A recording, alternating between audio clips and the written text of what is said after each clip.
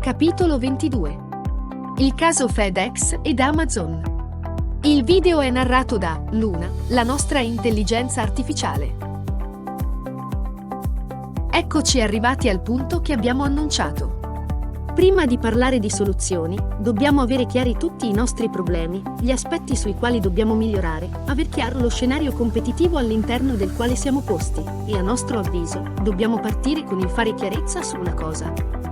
Quando parliamo di marketplace, quindi ad esempio di Amazon, tutti gli sforzi che dobbiamo fare devono essere compresi nel prezzo finale che andiamo a far pagare, tale così da soddisfare tutti i contraenti, industria che produce, distribuzione che supporta in logistica e venditore che vende direttamente o, come in questo caso con un marketplace, come tramite.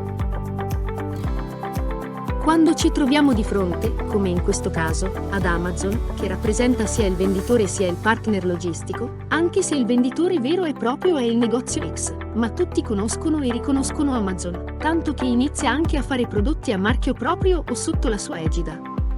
È quindi uno degli interlocutori, il più importante, quello che ha le vere chiavi di accesso al mercato, ha una posizione predominante nel rapporto e quindi può imporre le proprie condizioni tecniche ed economiche, per cui il venditore del singolo negozio che opera tramite questo tipo di filiera rischia di doversi accontentare delle marginalità indotte e governate da altro. Continuiamo a ripetere che se il potere di acquisto dei vari negozi è di certo, in generale, differente tra loro, il prezzo di mercato, al quale tutti si devono allineare, verso il basso per via della ovvia concorrenza, è quello che deve poter determinare le marginalità di coloro che vendono e che non possono scegliere di fare altrimenti. In questa guerra di prezzo, l'erosione dei margini per chi vende è spesso la prima causa di fallimento della propria impresa. Ne sanno qualcosa le tante belle aziende di elettronica e non solo che sono saltate, in questi ultimi anni, per non aver potuto contenere lo tsunami portato dall'avvento dei vari marketplace. Chiaro è che, quando il prezzo viene allineato verso il basso ed i competitor non hanno tutti la stessa potenzialità di acquisto, le stesse condizioni commerciali, eccetera eccetera, qualcuno, per non dire tanti, va in carenza di marginalità. Non si può agire sulla logistica e non si può rivedere il proprio rapporto con il marketplace. Si può solo pensare di continuare a fare una battaglia di prezzo, fino a quando le marginalità derivanti riescono a sostenere il tutto. Tutto questo, sul lungo periodo, genera un problema. Un grande problema. FedEx, uno dei più grandi operatori logistici al mondo, e del quale non si può certo dire che non sia grande, competitivo e pieno di risorse, visti anche i suoi numeri, oltre 68 miliardi di dollari il fatturato, 400.000 collaboratori, 160.000 veicoli e 657 aerei, ossia la terza flotta mondiale. Dopo la Delta Airlines e la American Airlines, ha deciso, nel 2019, di porre fine alla sua partnership strategica con Amazon. Vi chiederete perché? La risposta è semplice. Perché Amazon è ormai troppo grande per qualsiasi tipo di società ed il rapporto di forza è di gran lunga sbilanciato nei suoi confronti, il che significa bassi margini per il lavoro di consegna e condizioni di lavoro troppo stringenti. A tal proposito vi consigliamo la lettura di questo interessante articolo su Fortune Italia sul perché FedEx ha deciso di abbandonare Amazon. Questa notizia ha visto in rete tantissimi commenti perché sembrerebbe avere come dell'incredibile, ma è quello che prima o poi succederebbe a chiunque. Amazon diventa ingestibile per qualsivoglia società, cresce troppo in volumi e le marginalità derivanti sono decisamente stringenti per tutti. Questo vuol dire che, anche chi pensa di fare la sua fortuna o investire il suo futuro nella vendita tramite il portale omonimo, sbaglia di grosso. Una cosa è certa. Quando si rinuncia a fatturati così importanti, non sono i ricavi il problema perché le entrate sono ingenti, ma le marginalità derivate non compensano tutti gli sforzi. torniamo ad invitarvi a leggere questo interessante post dove ci sono anche tutti i numeri snocciolati e rendono molto bene l'idea. In questo caso il problema è doppio.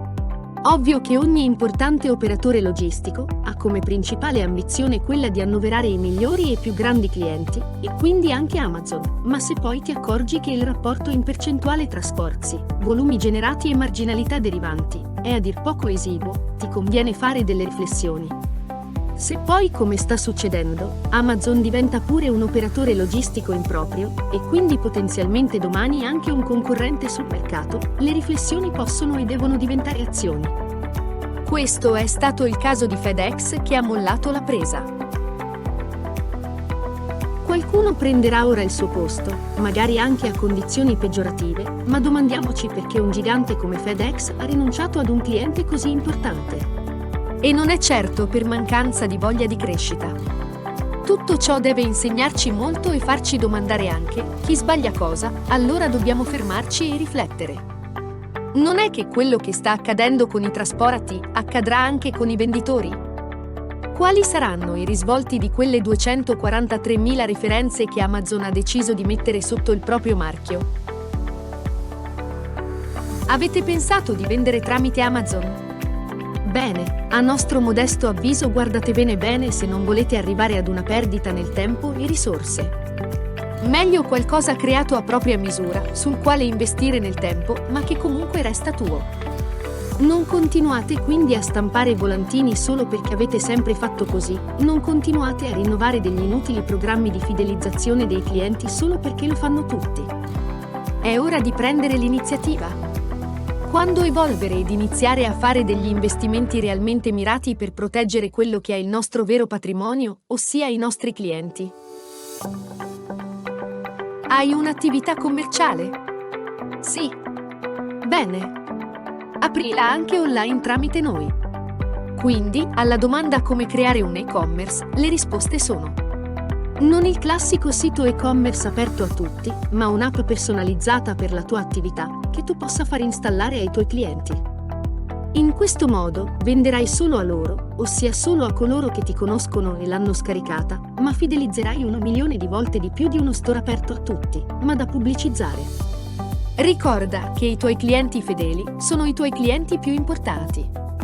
E non devi perderli.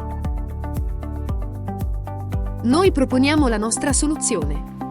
Un'app che ti consente di fare e-commerce su di una tua piattaforma partendo dai tuoi clienti di tutti i giorni e solo per loro. Come mai una scelta del genere? Se non hai ancora capito, più andremo avanti e più le grandi concentrazioni, sia fisiche che virtuali, saranno troppo forti. Sempre di più si affacceranno altri portali come TikTok o Douyin, dove gli influencer vendono dal vivo articoli di tutti i tipi, utilizzando degli streaming video che si aggiungeranno a YouTube, perché anche Google entrerà prepotentemente nel mondo dell'e-commerce, ma anche agli attuali Amazon e compagni. Come puoi pensare ancora di combattere contro tutte queste grandi piattaforme e con le future che nel tempo arriveranno?